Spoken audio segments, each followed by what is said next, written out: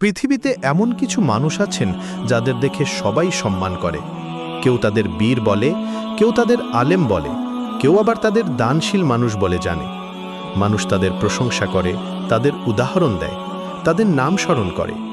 কিন্তু যদি আমি আপনাকে বলি কিয়ামতের দিন এমন ৩ জন মানুষ থাকবে যাদেরকে দেখে মানুষ ধারণাও করবে না যে তারা জাহান্নামের দিকে যাচ্ছে, বরং মানুষ ভাববে এরা তো জান্নাতের সবচেয়ে যোগ্য ব্যক্তি, কিন্তু বাস্তবতা হবে সম্পূর্ণ ভিন্ন।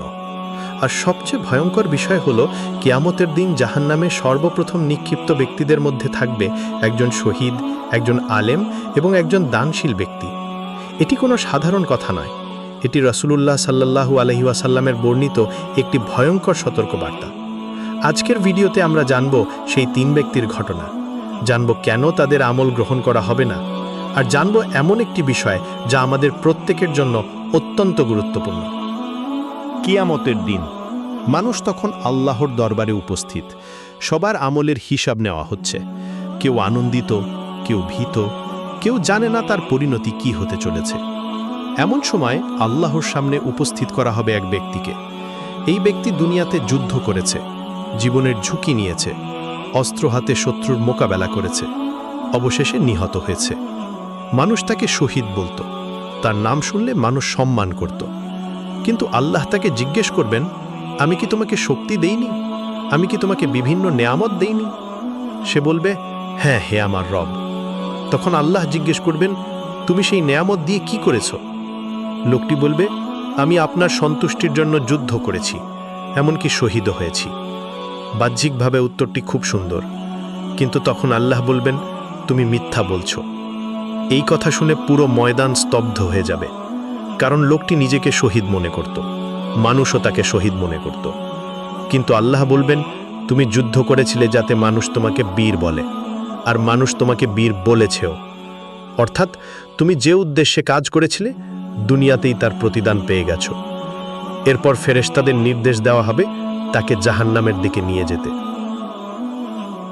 এরপর উপস্থিত করা হবে দ্বিতীয় ব্যক্তিকে। এই ব্যক্তি ছিল একজন আলেম। সে কুরআন শিখেছে, মানুষকে শিক্ষা দিয়েছে, জ্ঞান প্রচার করেছে। অনেক মানুষ তার বক্তব্য শুনেছে, তার জ্ঞান দেখে মুগ্ধ হয়েছে। আল্লাহ তাকে জিজ্ঞেস করবেন, আমি তোমাকে জ্ঞান দিইনি? সে বলবে, অবশ্যই হে আমার রব। আল্লাহ বলবেন, তুমি সেই জ্ঞান দিয়ে কি করেছ? সে উত্তর দেবে, আমি মানুষকে শিক্ষা দিয়েছি, কুরআন পড়েছি, আপনার দ্বীনের জন্য কাজ করেছি। কিন্তু আল্লাহ বলবেন, তুমি মিথ্যা বলছো। সে বিস্মিত হয়ে যাবে। তারপর বলা হবে, তুমি জ্ঞান অর্জন করেছিলে যাতে মানুষ তোমাকে বড় আলেম বলে, তুমি কুরআন তিলাওয়াত করেছিলে যাতে মানুষ তোমাকে কারি বলে, আর মানুষ তোমাকে তাই বলেছে। দুনিয়ার প্রশংসাই ছিল তার উদ্দেশ্য, আর সে সেই প্রশংসা পেয়েও গেছে। তারপর তাকেও জাহান্নামের দিকে নিয়ে যাওয়া হবে। এরপর আনা হবে তৃতীয় ব্যক্তিকে। সে ছিল অত্যন্ত দানশীল, গরিবদের সাহায্য করত, মানুষের বিপদে এগিয়ে যেত। তার উদারতার গল্প চারদিকে ছড়িয়ে পড়েছিল।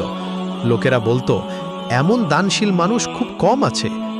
আল্লাহ তাকে জিজ্ঞেস করবেন, আমি কি তোমাকে সম্পদ দেইনি? সে বলবে, হ্যাঁ হে আমার রব। আল্লাহ বলবেন, তুমি সেই সম্পদ দিয়ে কি করেছ?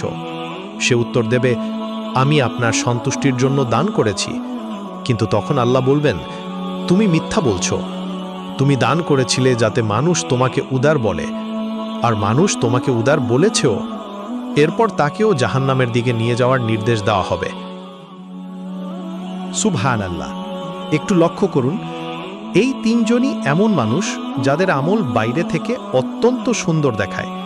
তারা নামাজ ত্যাগকারী ছিল না, তারা প্রকাশ্য পাপীও ছিল না, বরং তাদের কাজগুলো এমন ছিল যেগুলো সাধারণত জান্নাতের পথ বলে মনে করা হয়।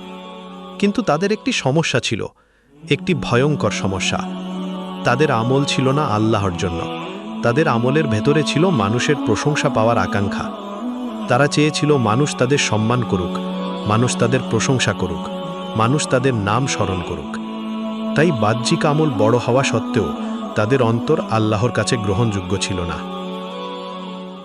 মানুষের প্রশংসা কয়েক দিনের জন্য, মানুষের করতালি কয়েক মুহূর্তের জন্য, মানুষের সম্মানও একদিন শেষ হয়ে যাবে, কিন্তু আল্লাহর সন্তুষ্টি চিরস্থায়ী।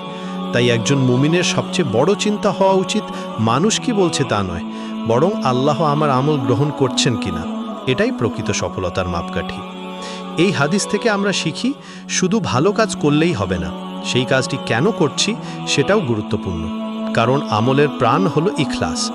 ইখলাস ছাড়া বড় বড় আমলও মূল্যহীন হয়ে যেতে পারে, আর ইখলাস থাকলে ছোট ছোট আমলও আল্লাহর কাছে পাহাড় সম মূল্যবান হয়ে ওঠে। তাই আসুন আমরা শুধু আমল বাড়ানোর চেষ্টা না করে আমলের নিয়ত শুদ্ধ করার চেষ্টা করি এবং সর্বদা আল্লাহর কাছে দোয়া করি, হে আল্লাহ, আমাদের সব আমলকে একমাত্র আপনার সন্তুষ্টির জন্য কবুল করে নিন। সাকিবুল ইসলাম, রাইট টিভি।